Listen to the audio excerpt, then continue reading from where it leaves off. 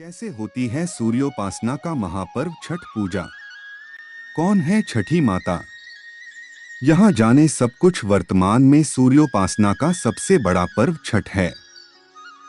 प्राचीन काल में भी सूर्योपासना के प्रमाण मिलते हैं। अत्रि मुनि की पत्नी ने भी सूर्योपासना की थी। राजा अश्वपति ने सूर्य की उपासना करके सावित्री देवी को कन्या रूप में पाया था। सूर्योपासना का प्रमुख पर्व है छठ। सूर्य सृष्टि के कारक हैं, अतः इन्हें आदिदेव माना जाता है। सूर्य भगवान निरंतर कर्मरत रहते हैं। वे बिना किसी भेदभाव के अपनी ऊर्जा और ऊष्मा प्रदान कर जीवन को संभव बनाते हैं, क्योंकि भगवान ने सर्वप्रथम उन्हें ही कर्मयोग का उपदेश दिया था। वे स्वावलंबन के सबसे बड़े उदाहरण हैं।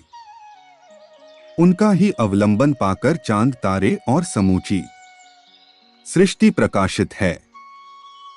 यही कारण है कि सूर्य की उपासना का पर्व छठ भी पूरी तरह प्रकृति के प्रति स्वाभिमान और स्वावलंबन को समर्पित है।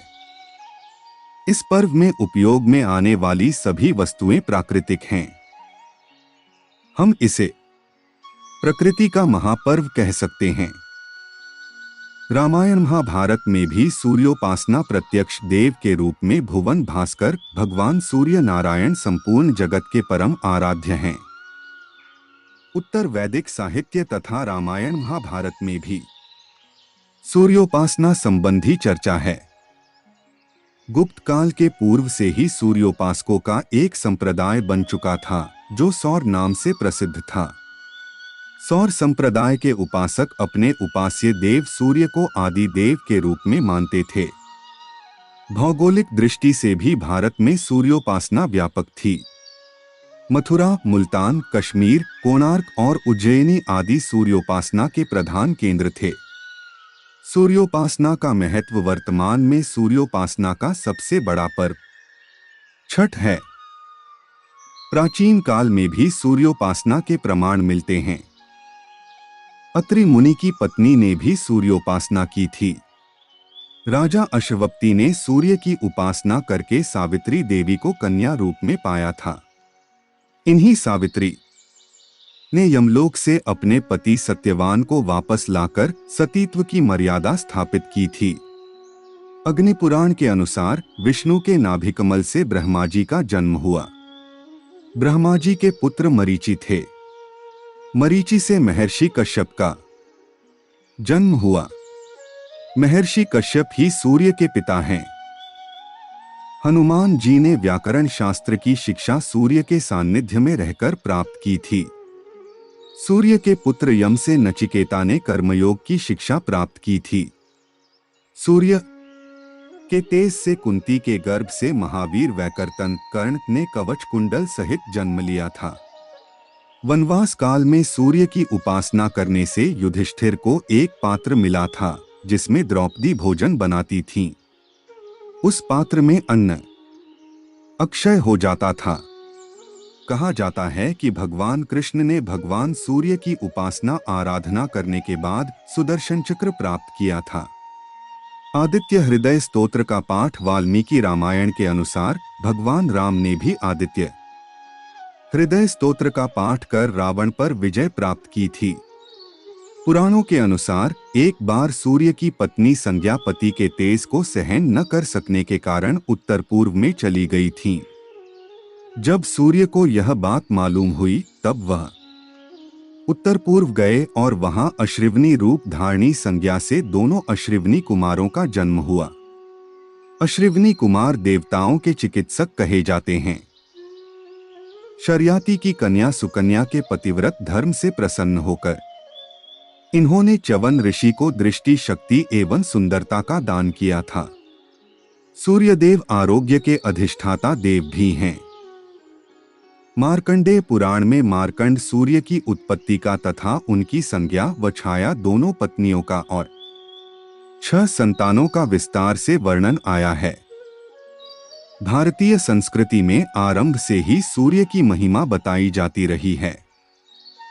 भगवान सूर्य प्रत्यक्ष देवता हैं तत्वत वह पूर्ण ब्रह्म माने जाते हैं। उनकी उपासना का विधान वेदों में तो है ही, सूर्योपनिषद व चक्षुपनिषद में भी विशद रूप में वर्णित है।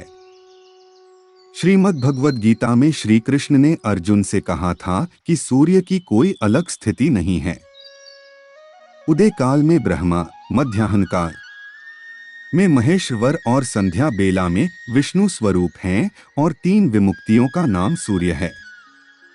जिसने मेरा दर्शन किया उसने आदित्य का भी दर्शन किया, और जिसने आदित्य का दर्शन किया उसने मेरा भी दर्शन कर लिया। विष्णु पुराण में प्रजापाल के पूछने पर महात्मा महर्षि ने बताया कि ब्रह्मा ने जब 1 से 2 होने की इच्छा की, तभी वह शक्ति तेज रूप में सूर्य बनकर जगत में प्रकट हुए।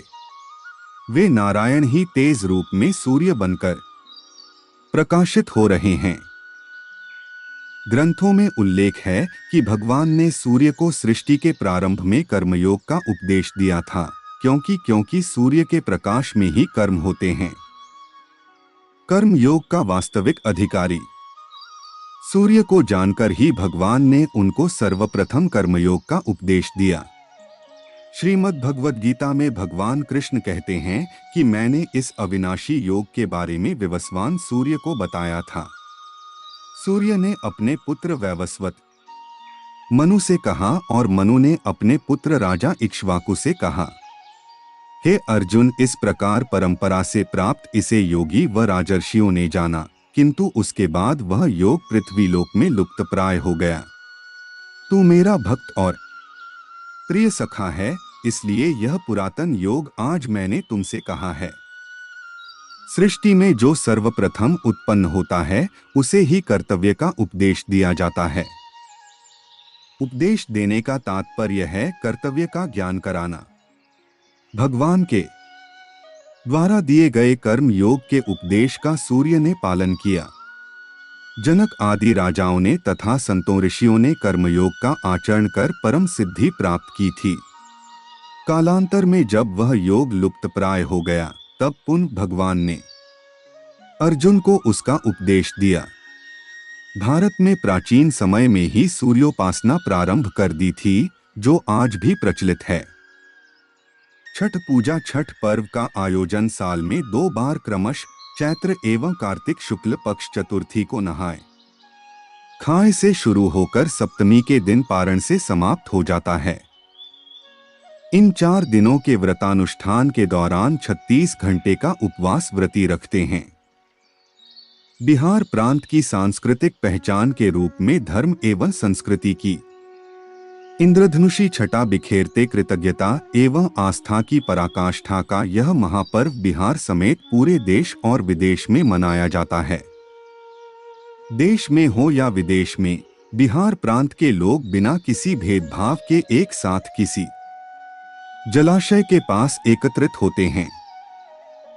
अपनी प्रकृति और अपनी संस्कृति के प्रति स्वाभिमान प्रकट करते हैं और छठ पर्व मनाते हैं। कुछ लोग छठ पर्व को कृषि के साथ भी जोड़कर देखते हैं।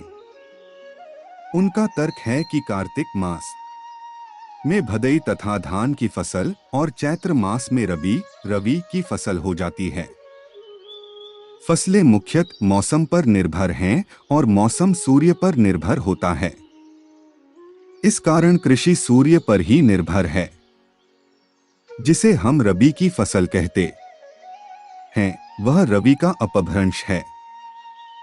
इस फसल का नाम भी भगवान सूर्य के नाम पर ही हुआ है, क्योंकि रवि का अर्थ सूर्य होता है। चैती छठ हो या कार्तिक मास की छठ, दोनों ही छठ में अस्ताचलगामी और उद्याचलगामी सूर्य को डोट अर्घ्य दिया जाता है। कौन है छठी माता?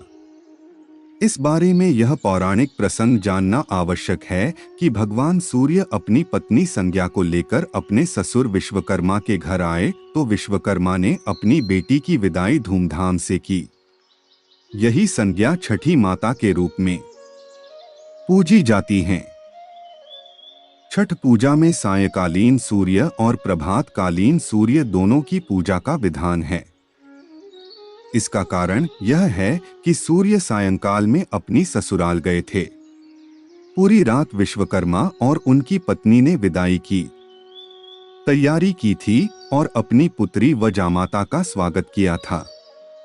आज भी गांव में जब किसी भी बेटी की विदाई होने वाली होती है तो उसकी मां रात भर जागकर उसके लिए पकवान बनाती हैं।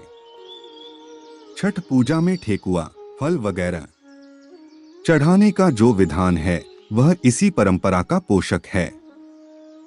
सायंकालीन अर्घ्य पुत्री जामाता के स्वागत का और फिर अगले दिन प्रातःकालीन अर्घ्य विदाई का परिचायक है।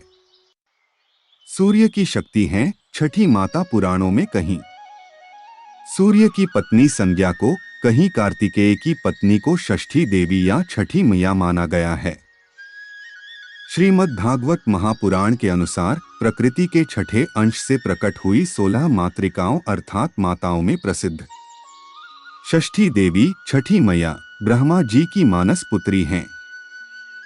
सूर्य की 6 प्रमुख रश्मियां मानी गई हैं: दहनी, पचनी, धूम्रा, कर्षणी, वर्षिणी और रसा अर्थात आकर्षित करने वाली, जलाने वाली, वर्षा करने वाली और रस देने वाली। इन्हीं 6 रश्मियों का संयुक्त रूप छठी मैया है। भारतीय पूजा परंपरा में किसी भी देवता के साथ एक देवी की कल्पना की गई है, जैसे शिव के साथ शक्ति की, विष्णु के साथ लक्ष्मी की, ब्रह्मा के साथ सरस्वती की। उस शक्ति के बिना शिव शव तुल्य हो जाते हैं। उसी प्रकार सूर्य के साथ माता संज्ञा अर्थात षष्ठी देवी की कल्पना की गई है। षष्ठी देवी सूर्य की शक्ति हैं। दोनों मिलकर जगत की रक्षा का कार्य करते हैं। इसीलिए छठ की पूजा तभी पूरी मानी जाती है जब उनके साथ छठी माता की पूजा होती है।